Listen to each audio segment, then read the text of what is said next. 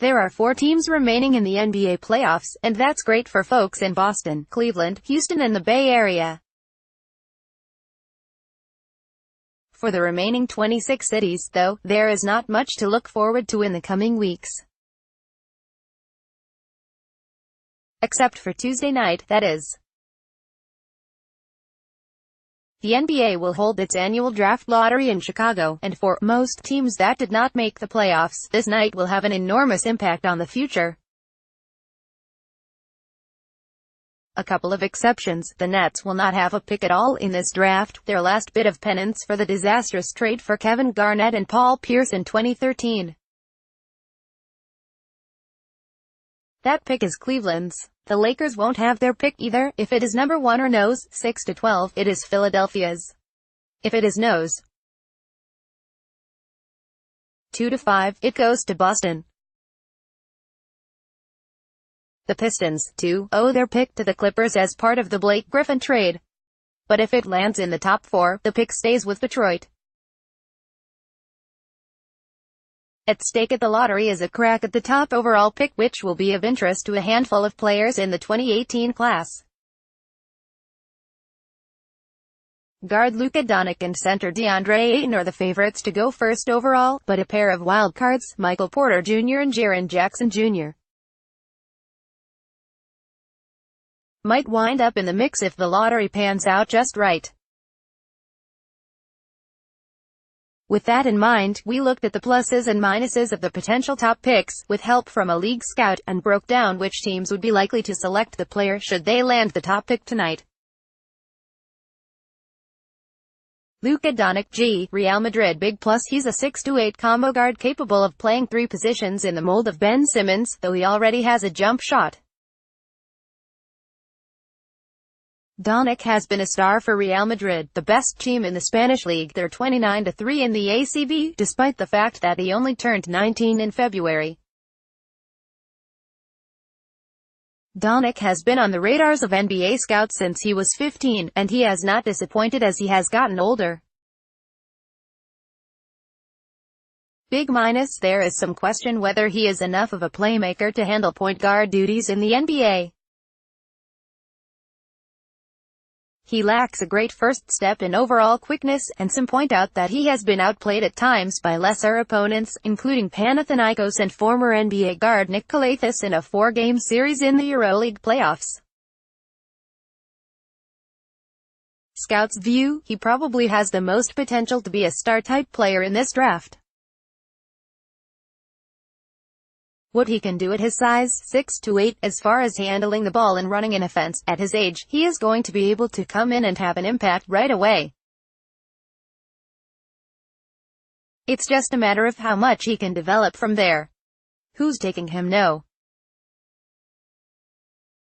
1. Suns. There will be pressure to keep Ayton in Arizona, but if the Suns think Doncic can play point, he's their guy. Grizzlies. Memphis could look to move Mike Conley, but even if the Grizz don't, he and Doncic could work together.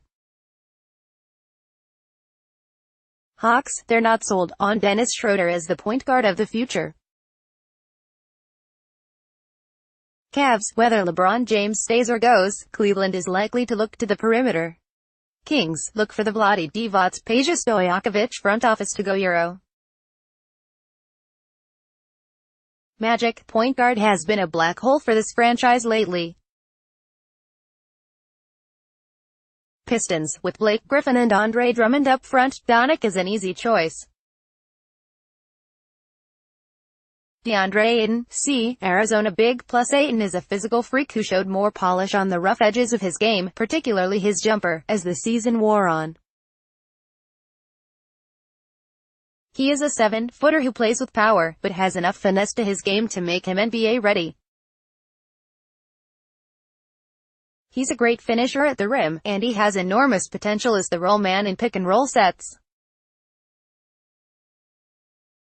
Big minus: Ayton's defense is the first thing that scouts mention when pointing to his downside.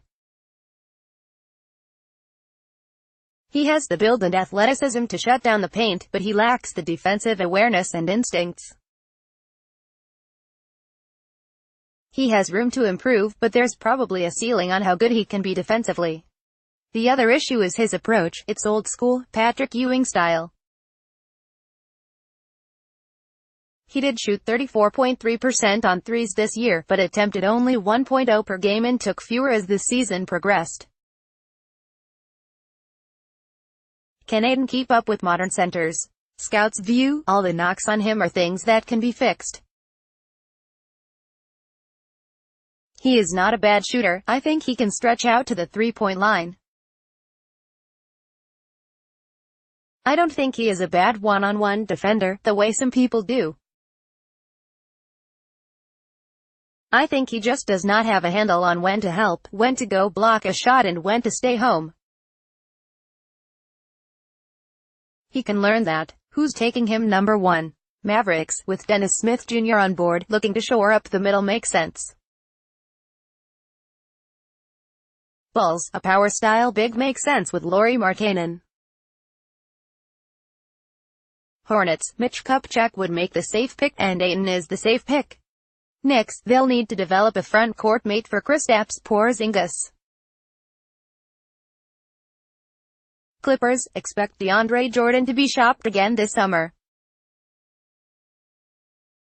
Michael Porter Jr., Missouri big plus Porter is a versatile, 6'10" athlete who can get to his spots on the floor and knock down shots.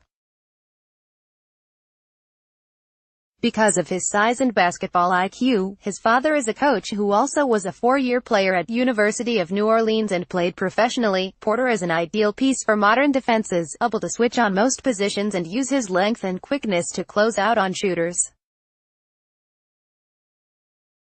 He is also potent in the open floor. Porter suffered a back injury 2 minutes into his freshman year at Missouri and missed most of the season. He returned to play 2 games, scoring 28 points with 18 rebounds combined, but shooting just 9 for 29 from the field. Porter was a legitimate candidate for the No. 1 overall pick before the injury. Scouts view, we just have not seen him enough, obviously. This would have been a big year to see how he grew and developed, but if you're going to pick him, you're basing it on a limited workout and some physical testing. Do you want to use your number 1 pick that way? It's a risk. Who's taking him? No. 1. 76ers, they're in need of an athletic wing to put with Ben Simmons, Joel Embiid and Dario Saric. Nuggets, Nikola Jokic, Paul Millsap, Jamal Murray and Gary Harris are in place. They need a 3 to finish the lineup. Jaren Jackson, FC, Michigan State big plus Jackson may have only scratched the surface of his potential. He averaged 10.9 points and 5.8 rebounds during the season, shooting 51.3% from the field and 39.6% from the three-point line, while blocking 3.0 shots per game. He is a versatile offensive player who can be dominant defensively at times, with enough versatility to play in the front court in today's NBA.